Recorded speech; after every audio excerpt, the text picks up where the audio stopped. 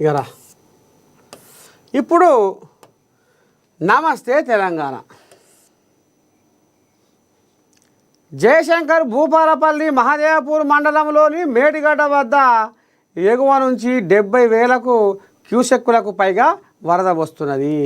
Lakshmi barrage వద్ద 85 గేట్లెత్తి వచ్చిన నీటిని వచ్చినట్టు కిందికి వదులుతున్నారు అధికారులు. ఆ నీటిని ఎత్తిపోసి పొలాలకు ఇవ్వాలని రైతులు కోరుతున్నారు. కాళేశ్వరం మోటార్లు ఆన్ చేయకుంటే లక్షల మంది కర్షకులతో కన్నెపల్లికి కేసీఆర్ కథనయాత్ర. అమ్మని దండం పెడితే చూస్తూ రాయటమవుతుందో మోత.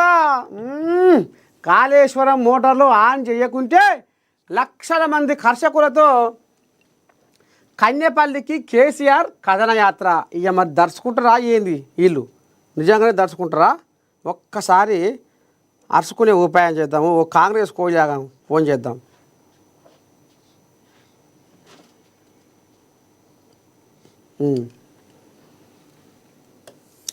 ప్రభుత్వం దిగి రాకపోతే మోటార్లు మేమే ఆన్ చేస్తాం. వాము కథ ఎట్టెట్టిన ఇద్దట్టుంది. ఏముళ్ళు పెద్ద పులి బయటకు వస్తట్టేముండుగా. మరి భయపడితే అయింది కాంగ్రెస్ కోజాగలు.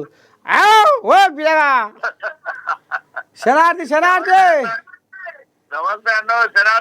ఇగో మరి నువ్వు ఇప్పుడు మార్నింగ్ న్యూస్ లైవ్లో ఉన్నావు. ఏమి లేదా ఈ కోళ్ళగా పెద్ద పుల్లి రేపో మాపో బయటికి రాబోతుందట. వాంబో కాళేశ్వరం మోటార్లు ఆన్ చేయకుంటే లక్షల మంది కర్షకులతో కన్నెపల్లికి కేసీఆర్ కథనయాత్ర. అమ్మ ఇక కథనయాత్ర మొదలు పెడతాడట పెద్ద పులి. మరి ఎట్లా చేస్తారు? మోటార్లు ఆన్ చేయకుంటే ఈ నీళ్లు కథ ఏంటంటే జయశంకర్ భూపాలపల్లి మహదేవపూర్ మండలంలోని మేడిగడ్డ వద్ద ఎగువ నుంచి 70,000 క్యూసెక్కులకు పైగా వరద వస్తున్నది. ఇదంతా లక్ష్మీ బరాజు వద్ద 85 గేట్లెత్తి వచ్చిన నీటిని వచ్చినట్టుగా కిందికి వదులుతుర్రట అధికారులు. ఆ నీటిని ఎత్తిపోసి పొలాలకు ఇవ్వాలని రైతులు కోరుతుర్రట. మరి మీ సర్కారు వాళ్ళు చేస్తలేరట.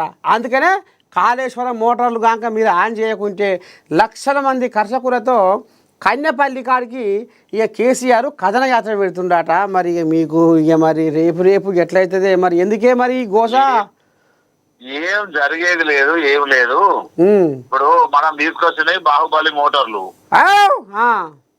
బాహుబలి లెక్కన ఇప్పుడు బీఆర్ఎస్ పార్టీలో హరీష్ రావును బాహుబలి అంటారు. అమ్మో. సో మరి మామ మెచ్చుకోవాలనో ప్రజలు మెచ్చుకోవాలనో ఏమైనా మాట్లాడతాడు. అయితే ఇక్కడ ఏమైందంటే ఇప్పుడు డిఎస్ఏ అంటే డ్యామ్ సేఫ్టీ అథారిటీ అని ఒక ఇంజనీరింగ్ విభాగం ఉంటది.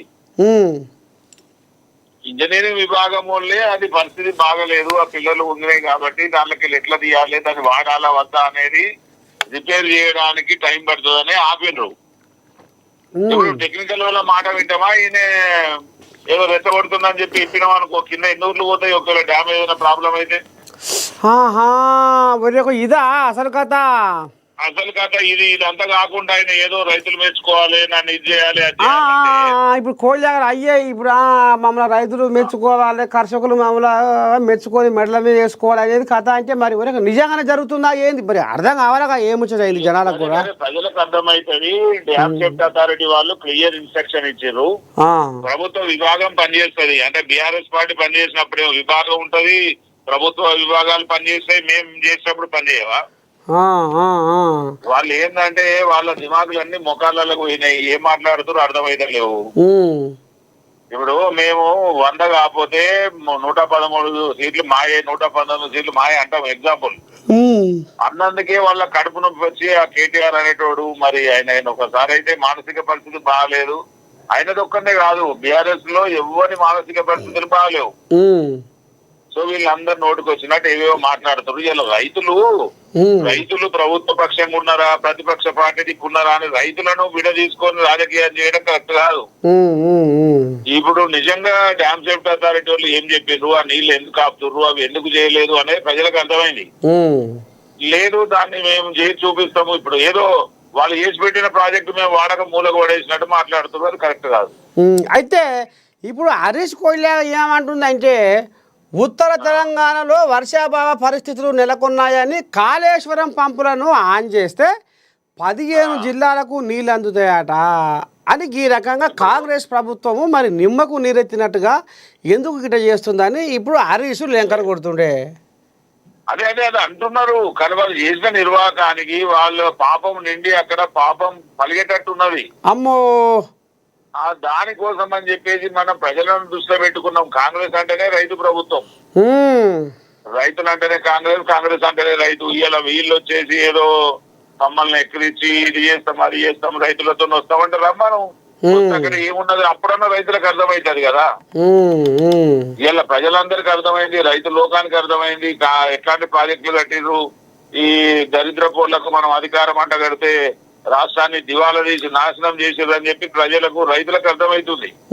ఇలా మీరు కట్టే ప్రాజెక్టు సుఖంగా మంచిగా కడితే ఇలా ఈ ప్రాబ్లం ఎందుకు వచ్చేది?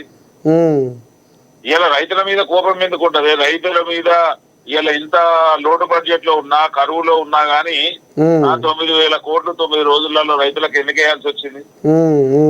రైతుల మీద ప్రేమ లేకనా? ఇవాళ ఈయన ఏదో ప్రేమలకు పోసి మోటార్లు పెట్టంగానే మొదటి పంటకు నీళ్లు అందియాలి అది అంటే మరి మొన్న పోయిన పంట అప్పుడు ఏం చేసారు? కనుక వీళ్ళది ఏంటంటే అంత రాజకీయం మంచి రాజకీయం లేదు వీళ్ళ దగ్గర.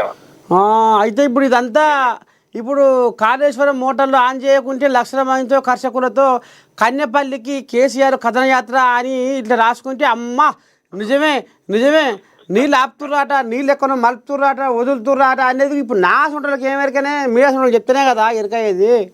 గదే గదే గానీ అది చాలా అన్యాయం. వాళ్ళు చేసినది అక్రమ కట్టడము, అదంతా చేసిండ్రు అవినీతి సొమ్ముతోని. వీళ్ళ జేబులు నిండినాయి, రైతుల జేబులు ఎండుతున్నాయి.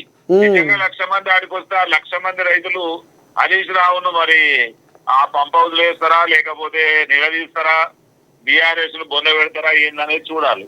అంతేనా? 100%. ఎందుకంటే వాళ్ళ పాపం వాళ్ళు ఇప్పుడు 25 సంవత్సరాల పండుగ చేసుకున్నారు.